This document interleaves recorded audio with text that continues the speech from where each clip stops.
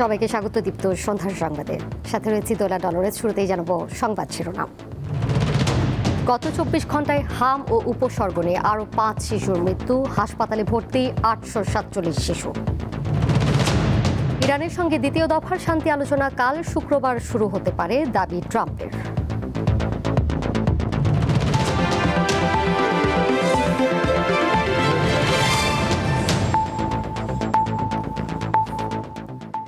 দেশে গত 24 ঘন্টায় হাম ও হামের উপসর্গ নিয়ে আরও 5 শিশুর মৃত্যু হয়েছে।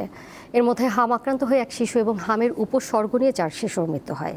এ নিয়ে গত 15 মার্চ থেকে হামে মোট 39 শিশুর মৃত্যু হয়েছে। এছাড়া হামের উপসর্গ নিয়ে মৃত্যু হয়েছে 194 জনের। বৃহস্পতিবার স্বাস্থ্য অধিদপ্তরের প্রতিবেদনে তথ্য জানানো হয়। একই সময় হামে আক্রান্ত হয়েছে 125টি শিশু আর হাসপাতালে ভর্তি হয়েছে 847 জন। গত 15 মার্চ থেকে এখন পর্যন্ত হামের উপসর্গ দেখা গেছে মোট 28,334টি শিশুর মধ্যে। এর মধ্যে হাসপাতালে ভর্তি হয়েছে 18,845টি শিশু। তাদের মধ্যে 4,059 জনের হাম শনাক্ত হয় আর হাসপাতাল থেকে ছাড়া পাওয়া রোগীর সংখ্যা 15,728।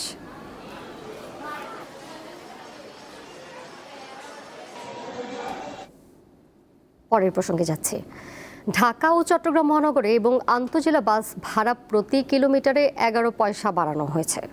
সড়ক, রেল ও নৌ পরিবহন মন্ত্রী শেখ রবিউল আলম জানান, জ্বালানি তেলের দাম বাড়ানোর কারণে সরকার বাসের ভাড়া সমন্বয় করেছে। দুপুরে সচিবালয়ে সড়ক পরিবহন মহাসড়ক বিভাগের সম্মেলন কক্ষে মন্ত্রী এই কথা জানান। নতুন ভাড়া আজ থেকেই কার্যকর বলেও জানান তিনি। ঢাকা ও চট্টগ্রাম মহানগরে বাস ভাড়া 2 টাকা 42 পয়সা থেকে 11 পয়সা বাড়িয়ে 2 টাকা 53 পয়সা করা হয়েছে। আর আন্তজেলার বাস ভাড়া 2 টাকা 12 পয়সা থেকে 11 পয়সা বাড়িয়ে করা হয়েছে 2 টাকা 23 পয়সা। তবে সর্বনিম্ন ভাড়া আগের মতোই 10 টাকা আছে। এই হিসাবে ঢাকা চট্টগ্রাম মহানগরে বাস ভাড়া 4.5% আর আন্তজেলায় 5.1% বেড়েছে।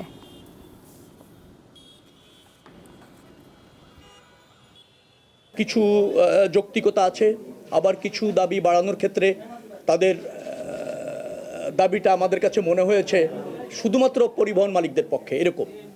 তো জনস্বার্থ বিবেচনা করে আমরা সরকার এখানে আমরা সিদ্ধান্ত নিতে সক্ষম হয়েছি যে পার কিলোমিটার ঢাকা এবং চট্টগ্রাম মহানগরে 11 পয়সা বাড়বে। দেশে জ্বালানি সংকটে সাধারণ মানুষের জীবন এখন দুর্বিষহ। সাথে বেড়েছে সব ধরনের পরিবহন ভাড়া। এর প্রভাব পড়েছে নিত্যপণ্যের দামে। এই অবস্থায় ভারসাম্যহীন আয় ও ব্যয়ের চাপে নিম্ন ও মধ্যবিত্তরা। রাজধানীর রাজারবাগ ফিলিং স্টেশনের এই দীর্ঘ লাইনই বলে দিচ্ছে পরিস্থিতির ভয়াবহতা। জ্বালানির জন্য এই সংকট শেষ হবার নয়, এটি এখন ঢাকার প্রতিদিনের নিয়মিত চিত্র। দীর্ঘ 11 ঘন্টা অপেক্ষার পর ফিলিং স্টেশনে পৌঁছেছে তেলবাহী এই গাড়ি। চাহিদার তুলনায় সরবরাহ কম থাকায় তেল বিক্রিও সীমিত পরিসরে চলছে। বৈশ্বিক জ্বালানি সংকটের আঁচ লেগেছে এখন সাধারণ মানুষের জীবনে। যখন ডিউটি থেকে আসি তখনও ছেলে ঘুমায়, আবার যখন ডিউটি থেকে বাসায় যাই তখনও ছেলে ঘুমায়। এর ছাড়া মনে করেন যে দৈনন্দিন যে বাজারে যে যাওয়া আসাটা সেটাও আমাদের হচ্ছে না। আমি আসছি 6টার দিকে, সকাল 6টায় আসছে, এখন বাজে মাত্র 11টায়। আজকে ভোর 4টার সময় আসছি। গত কয়েকদিন আগে আমি আসছি রাত্রে 10টায় আর দিনের 11টায় গেছি। ফিলিং স্টেশন কর্তৃপক্ষ বলছে পর্যাপ্ত বরাদ্দ না থাকায় অসহায় তারা। ডিজেল নিতাম 9,000, এমনও হতে পারতো আমি প্রতিদিন 9,000 পেট্রোলও পেতাম। সেইখানে আমার বরাদ্দ এখন দেয় 4,500। 11:30 থেকে অকটেন 4,500 পাই। সেটা অতি জোর হলে 3টা 4টা, হাইস্ট 5টার সময়, বিকাল 5টার সময় শেষ হয়ে যায়। সংকট মোকাবেলায় নানা উদ্যোগের কথা বলা হলেও বাস্তবে স্বস্তি কবে ফিরবে সেই অপেক্ষায় পুরো দেশ। সঞ্জিতা প্লাবনী, দীপ্ত সংবাদ, ঢাকা। এদিকে দেশের বিভিন্ন জেলায় প্রচণ্ড গরমের সাথে পাল্লা দিয়ে বাড়ছে লোডশেডিং। চরম ভোগান্তিতে পড়েছে এসএসসি পরীক্ষার্থীরা। বিশেষ করে রাতের বেলায় দীর্ঘ সময় বিদ্যুৎ না থাকায় তাদের প্রস্তুতিতে বিঘ্ন ঘটছে। একদিকে প্রচণ্ড গরম, অন্যদিকে নেই বিদ্যুৎ। এভাবেই প্রস্তুতি নিতে হচ্ছে গাইবান্ধার এসএসসি পরীক্ষার্থীদের। বিশেষ করে গ্রাম অঞ্চলে বেশি লোডশেডিং এর ভোগান্তিতে পড়তে হচ্ছে তাদের। বিদ্যুতের কারণে আমাদের পড়াশোনা করতে অসুবিধা হতেছে। বিদ্যুৎ আসে 5 মিনিট থেকে আবার চলে যায়, 1 ঘন্টা 1.5 ঘন্টা পর্যন্ত বিদ্যুৎ আসে না। রাতেই 2-3 বার করে কারেন্ট যাচ্ছে, কারেন্ট যায় মানে 1 ঘন্টা ছাড়া আসতেছে না, আমাদের পড়াশোনা অনেক ক্ষতি হচ্ছে। 6-7 বার কারেন্ট গেছে, আধা ঘন্টা থাকে না, তারপর আমার চোখে সমস্যা, পড়তে অনেক কষ্ট হচ্ছে। পটুয়াখালীতে ভ্যাপসা গরমের সঙ্গে পাল্লা দিয়ে বাড়ছে লোডশেডিং। দিনে 4 থেকে 5 বার আর রাতে 6 থেকে 7 বার করে লোডশেডিং এর কারণে অতিষ্ঠ সাধারণ মানুষ। চরম ভোগান্তিতে পড়েছে জেলার 25,000-এর বেশি এসএসসি পরীক্ষার্থী। বারবার কারেন্ট যাচ্ছে, পড়তে সমস্যা হচ্ছে, ফ্যান চলতেছে না, কারেন্ট নাই, গরম লাগতেছে। পরীক্ষা চলাকালীন যদি এরকম বারবার কারেন্ট নিয়ে যাওয়া হয় তাহলে তো আমাদের পরীক্ষার প্রিপারেশন নিতে অনেক কষ্ট হয়ে যাবে। আমাদের পড়াশোনার সমস্যা হচ্ছে, গরমে পড়া যাচ্ছে না, দিনের বেলা কারেন্ট যাচ্ছে, রাতের বেলা পড়তে বসছি, কারেন্ট যাচ্ছে।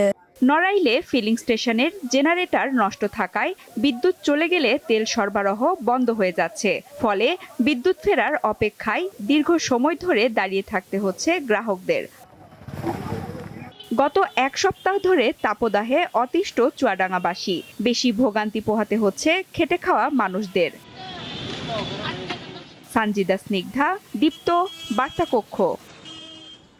জ্বালানি সংকটে নারায়ণগঞ্জে অলস পড়ে আছে অসংখ্য পণ্যবাহী লাইটারের জাহাজ। এতে পণ্য সরবরাহ বিঘ্নিত হচ্ছে, ফলে বাড়ছে দ্রব্যমূল্য। এদিকে পণ্য খালাস না হয় সমুদ্র বন্দরের বহির্নোঙরে বেশি সময় থেকে মাদার ভেসেলগুলোকে দিতে হচ্ছে অতিরিক্ত মাশুল। চট্টগ্রামের মাদার ভেসেল থেকে নারায়ণগঞ্জে পণ্য পরিবহন করে প্রায় 250টি লাইটারেস জাহাজ। জ্বালানি সংকটে এর সংখ্যা কমে দাঁড়িয়েছে 50টিতে। ফলে সময়মতো পণ্য খালাস করা যাচ্ছে না, যার প্রভাব পড়ছে দ্রব্যমূল্যের বাজারে। তেল না পেয়ে নারায়ণগঞ্জে অলস পড়ে আছে অসংখ্য লাইটারেস জাহাজ। এতে ক্ষতিগ্রস্ত হচ্ছেন ব্যবসায়ী সহ আমদানিকারকেরা। লাইটারেস জাহাজ না মেলায় বড় জাহাজগুলোকে চট্টগ্রাম বন্দরের বহির্নোঙরে বেশি সময় ধরে অপেক্ষা করতে হচ্ছে, ফলে বাড়ছে মাশুল। লাইটারেস জাহাজ মালিকরা বলছেন, জ্বালানি সংকট নিরসন চেয়ে লাইটারেস জাহাজ মালিকদের সংগঠনের পক্ষ থেকে 2 দফায় বিদ্যুৎ, জ্বালানি ও খনিজ সম্পদ মন্ত্রী বরাবর চিঠি দেওয়া হয়েছে, তবে কোনো সুরাহা মেলেনি। অনেক জাহাজ লাইটার তেলের অভাবে 2 দিন 3 দিন 4 দিন 5 দিন পর্যন্ত সেলিং করতে পারে না, চিটাগাং এর দিকে মুভ করতে পারে না। ভেসেলগুলো আসতে পারতেছে না, না আসার কারণে আমাদের কোম্পানির কাজকামও বন্ধ হয়ে যাচ্ছে। বর্তমানে তেল নাই, জাহাজ যখন আজকে খরিদ করছি 3 দিনে আসার কথা, 7 দিন 10 দিন 15 দিন হয়ে যায়, জাহাজ লাইটারই পায় না, লাইটারই হইতেছেন। জ্বালানি সংকট নিরসনে সরকার দ্রুত ব্যবস্থা নিবে বলে আশা বাংলাদেশ কার্গো ভেসেল ওনার্স অ্যাসোসিয়েশনের। নারায়ণগঞ্জে প্রতিদিন এখানে একেবারে সাহাঘাট থেকে কাশপুর পর্যন্ত অলমোস্ট প্রায় 200 থেকে 250 লাইটারেস জাহাজে পণ্য পরিবহন নিয়ে দাঁড়ায় থাকতো, কিন্তু তেলের সংকটের কারণে বর্তমানে আমাদের এখানে 50 থেকে 60টা জাহাজের বেশি আর দেখা যাচ্ছে না। জ্বালানি সংকটটা যাতে অতি দ্রুত নিরসন করা হয় সেই ব্যাপারে সরকার যথেষ্ট ব্যবস্থা নেবেন বলে আশা করছি। দেশের অর্থনীতির চাকা সচল রাখা এবং খাদ্যদ্রব্যের সরবরাহ স্বাভাবিক রাখতে লাইটারেস জাহাজের প্রয়োজনীয় জ্বালানি সরবরাহের দাবি ব্যবসায়ীদের। সঞ্জিদা স্নিগ্ধা, দীপ্ত, বার্তাকক্ষ।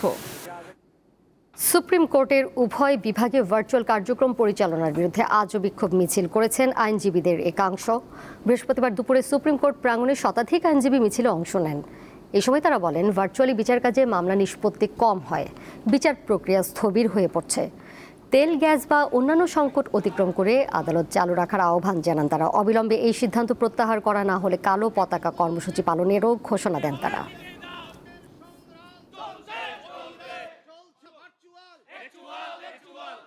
একটা দেশের বিচার বিভাগ হচ্ছে তার আইনের শাসন, মানবাধিকার, নাগরিকদের মৌলিক অধিকার রক্ষার জায়গা।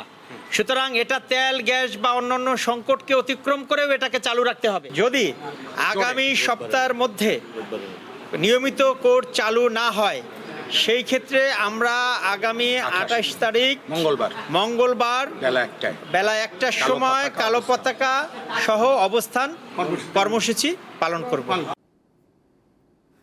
দিনাজপুরের বড়পুকুরিয়া তাপবিদ্যুৎ কেন্দ্রের বিদ্যুৎ উৎপাদন সম্পূর্ণভাবে বন্ধ হয়ে গেছে। 525 মেগাওয়াট ক্ষমতা সম্পন্ন এই পাওয়ার প্ল্যান্টের চালু থাকা সবশেষ ইউনিটটিরও উৎপাদন বন্ধ হয়ে যাওয়ায় জাতীয় গ্রিডে বিদ্যুৎ সরবরাহ ব্যাহত হয়েছে। বিদ্যুৎ কেন্দ্র কর্তৃপক্ষ জানায়, বুধবার রাত আনুমানিক 10টার দিকে কেন্দ্রটির প্রথম ইউনিটে থাকা 4টি কোল মিলের মধ্যে 2টি হঠাৎ ভেঙে যায়। এতে চালু থাকা একমাত্র ইউনিটও বন্ধ হয়ে পড়ে। এর আগে কেন্দ্রটির বাকি দুটি ইউনিট বন্ধ থাকায় সর্বশেষ চালু ইউনিটটি বন্ধ হয়ে যাওয়ার মধ্য দিয়ে পুরো কেন্দ্রের বিদ্যুৎ উৎপাদন বন্ধ হয়ে যায়। বৃহস্পতিবার বিকেলে বিষয়টি নিশ্চিত করে বড়পুকুরিয়া তাপবিদ্যুৎ কেন্দ্রের প্রধান প্রকৌশলী আবু বকর সিদ্দিক। তিনি জানান, প্রথম ইউনিটের কোল মিল বিকল হয়ে যাওয়ায় বিদ্যুৎ উৎপাদন বন্ধ করতে বাধ্য হন কর্তৃপক্ষ। কয়লার সঙ্গে পাথর মিশ্রিত থাকার কারণে কোল মিল ক্ষতিগ্রস্ত হতে পারে। বর্তমানে ইউনিটটি সচল করতে জরুরি মেরামত কাজ চলছে বলেও জানিয়েছেন তিনি। আগামী 2 থেকে 3 দিনের মধ্যে উৎপাদন পুনরায় চালু করা সম্ভব বলে আশা প্রকাশ করেন তিনি।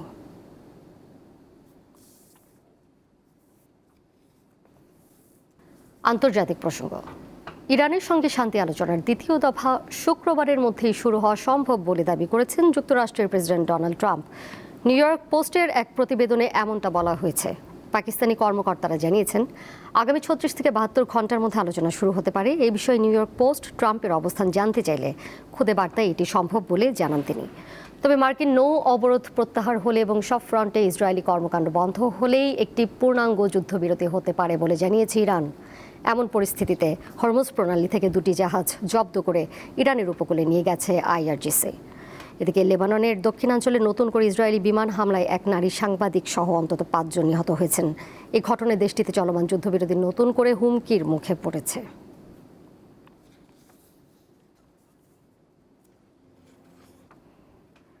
কড়া নিরাপত্তার মধ্য দিয়ে ভারতের পশ্চিমবঙ্গ বিধানসভা নির্বাচনের বহুল প্রতীক্ষিত প্রথম দফার ভোট গ্রহণ শেষ হয়েছে।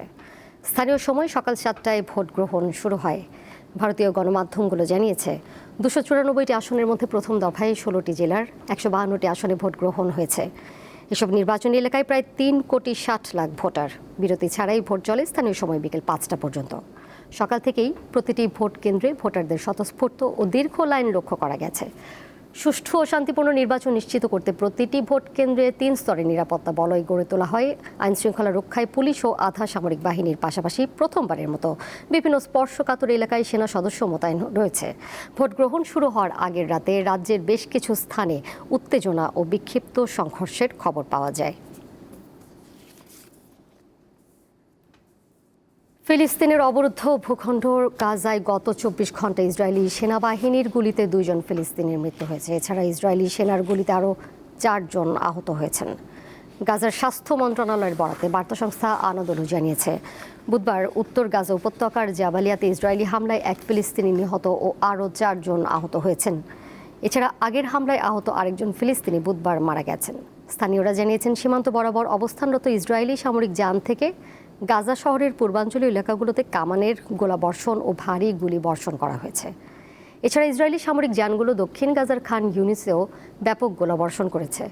মন্ত্রণালয় জানিয়েছে, 2025 সালের 10 অক্টোবর যুদ্ধবিরতি কার্যকরের পর থেকে ইসরায়েলি হামলা ও গুলিতে 786 ফিলিস্তিনি নিহত এবং 2217 জন আহত হয়েছেন।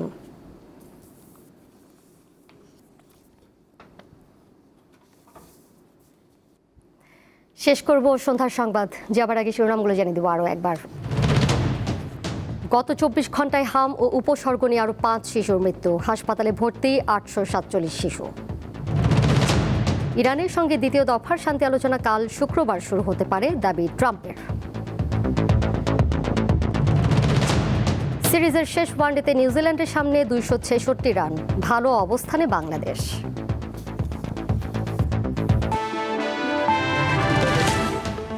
এই ছিল এখনকার মতো। পরের সংবাদ দেখবেন রাত 11টায়। এছাড়াও আরও তথ্য এবং বিনোদনের নানা খবরাখবর জানতে যুক্ত থাকুন দীপ্ত ডিজিটাল প্ল্যাটফর্মে। ধন্যবাদ সবাইকে এতক্ষণ সাথে থাকার জন্য।